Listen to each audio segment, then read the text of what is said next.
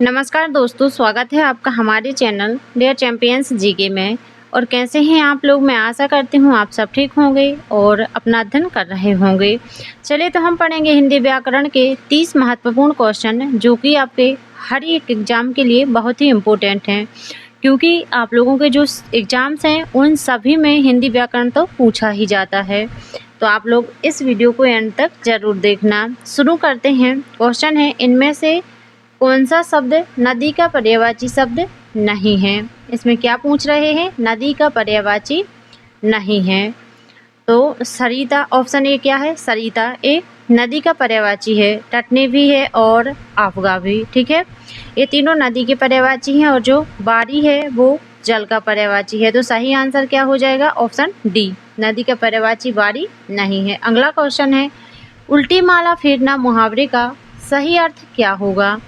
भजन कीर्तन करना, ये तो नहीं होगा। गलती स्वीकार करना, ये भी नहीं है। किसी का बुरा सोचना, हाँ ये सही है, सी ऑप्शन सही है। उल्टी माला फेरना मतलब किसी का बुरा सोचना।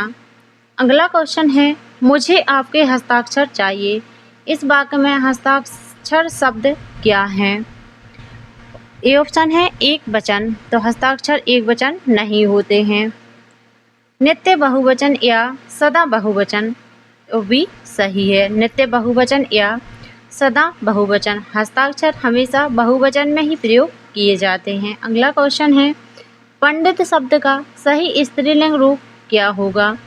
पंडित शब्द का सही स्त्रीलिंग रूप क्या होगा?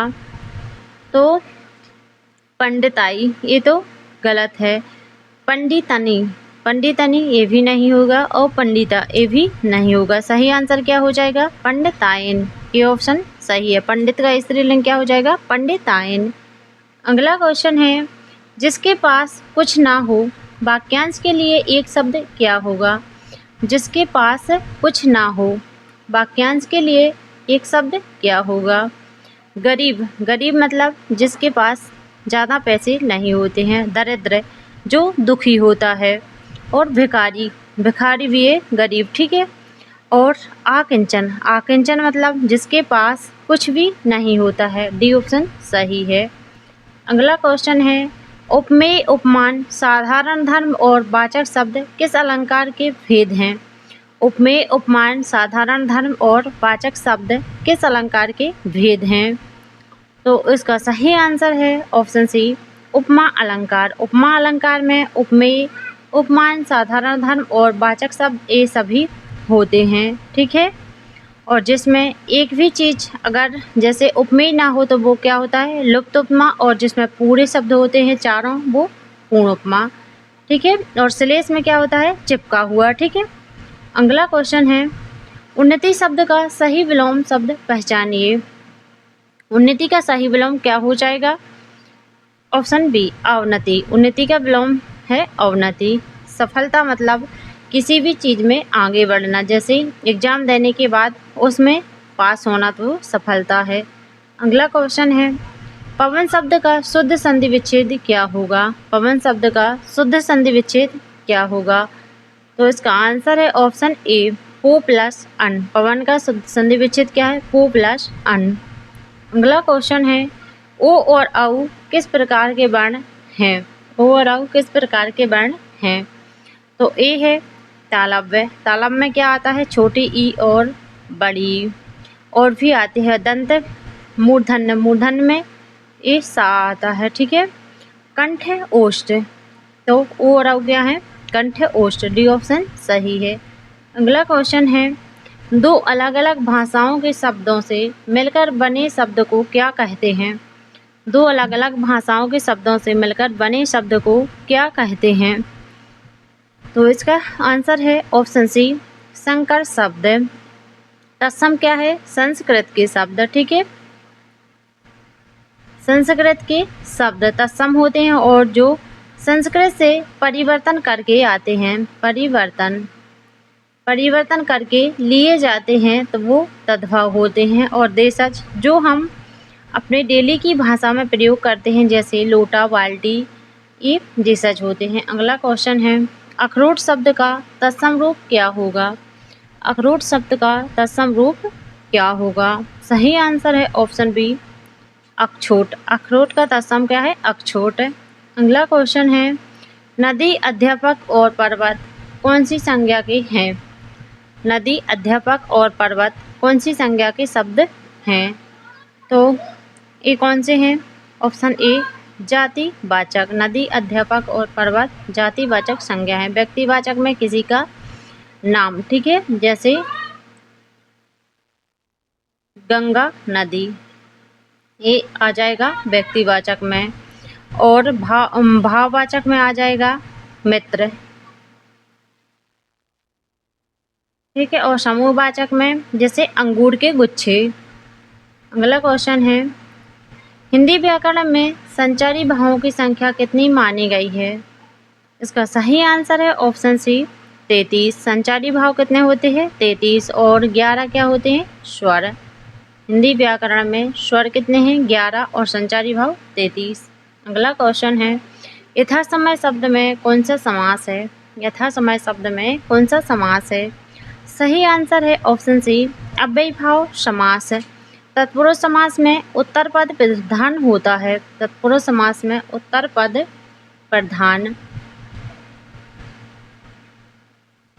प्रधान और इसमें संख्यावाची पद, ठीक है,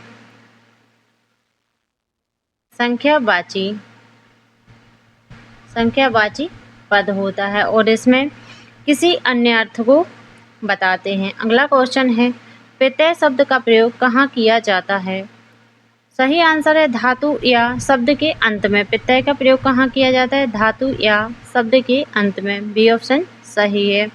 शब्द के शुरू में क्या होता है? उपसर्ग। शब्द के शुरू में उपसर्ग, ठीक है। अगला क्वेश्चन है, देशार्पण, देश के लिए अर्पण में कौन सा समास है? देश के लिए अर्पण में कौन सा समास है?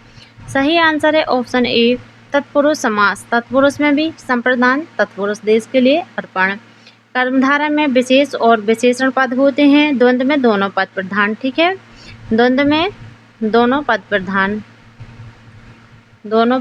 प्रधान। कर्मधारय में विशेष और विशेषण, विशेषण पद प्रधान। और अव्ययी भाव शब्द में अव्यय होता है, ठीक है, पहला पद प्रधान होता है। अगला क्वेश्चन है, चबूतरा का तत्सम रूप क्या होगा? चबूतरा का तत्सम रूप क्या होगा? सही आंसर है ऑप्शन सी चतवाल। अगला क्वेश्चन है, परिवर्तन और परिवार शब्द में कौन सा उपसर्ग है? सही आंसर है ऑप्शन ए परि। परिवर्तन में भी परि उपसर्ग और परिवार में भी परि उपसर्ग, ठीक है। अगला क्वेश्चन है, हिंदी वर्णमाला में या और वा को क्या कहा जाता है? या और वा को क्या कहा जाता है? इसका सही आंसर है ऑप्शन सी अर्ध स्वर। व्यंजन कौन से होते हैं? जैसे जिसमें आ नहीं होता है, का, खा, ए हलंत वाले क्या होते हैं? व्यंजन। और स्वर आ, ई स्वर, ठीक है, ई। अगला क्वेश्चन है, आलपिन और गमला किस विदेशी भाषा के शब्द हैं? आलपिन और गमला किस विदेशी भाषा के शब्द हैं? सही आंसर है ऑप्शन सी पुर्तगाली भाषा। अगला क्वेश्चन है, गोधूम शब्द का सही तद्भव रूप क्या है? गोधूम का सही तद्भव रूप क्या है? सही आंसर है ऑप्शन बी गेहूँ। गोधूम का तद्भव क्या है? गेहूँ। और गोबर किसका है? गोमय, ठीक है। अगला क्वेश्चन है, जंगम शब्द का सही विलोम क्या होगा? जंगम का सही विलोम क्या होगा? सही आंसर है ऑप्शन ए स्थावर। जंगम का विलोम क्या हो जाएगा? स्थावर। अगला क्वेश्चन है, बहती गंगा में हाथ धोना मुहावरे का सही अर्थ क्या है? बहती गंगा में हाथ धोना मतलब अवसर का लाभ उठाना। सी ऑप्शन सही है। अगला क्वेश्चन है, कर्म के आधार पर क्रिया के कितने भेद होते हैं? कर्म के आधार पर क्रिया के कितने भेद होते हैं? इसका आंसर है ऑप्शन डी 2 भेद।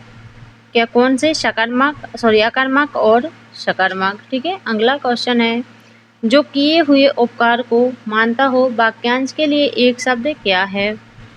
तो जो उपकार को मानता हो उसे कृतज्ञ कहते हैं, ठीक है। और जो उपकार को नहीं मानता है उसे कृतघ्न। उपकार को नहीं मानना, नहीं मानना क्या होता है? कृतघ्न। अगला क्वेश्चन है, काली घटा का घमंड घटा कौन सा अलंकार है? काली घटा का घमंड घटा में कौन सा अलंकार है? तो यहाँ सही आंसर है इसका सी ऑप्शन, यमक अलंकार। यहाँ घटा के दो अर्थ बताए गए हैं, ठीक है। श्लेष में क्या होता है? चिपका हुआ होता है और इसमें वर्ण की बार बार आवृत्ति होती है। अगला क्वेश्चन है, करुणा रस का स्थायी भाव क्या होगा? करुणा रस का स्थायी भाव क्या होगा? सही आंसर है ऑप्शन बी, शोक। और श्रृंगार का रति, और श्रृंगार का रति हो जाएगा, ठीक है, श्रृंगार।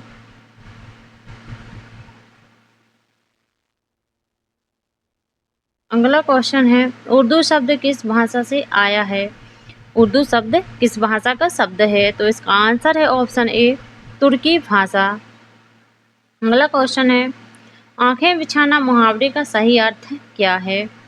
आंखें बिछाना मुहावरे का सही अर्थ है हृदय से आदर करना। डी ऑप्शन सही है। अगला क्वेश्चन है, अजिर शब्द का सही संधि सही अर्थ क्या होगा? अजिर का सही अर्थ क्या होगा? तो इसका आंसर है ऑप्शन बी, अंगना। अजिर का अर्थ क्या हो जाएगा? अंगना, ठीक है। तो दोस्तों इस क्लास को मैं ही समाप्त करते हैं, मिलते हैं नेक्स्ट क्लास में। जब तक के लिए जय हिंद, जय भारत। अगर आप लोगों को क्लास अच्छी लगी हो तो क्लास को लाइक शेयर एंड हमारे चैनल को सब्सक्राइब जरूर कर लें।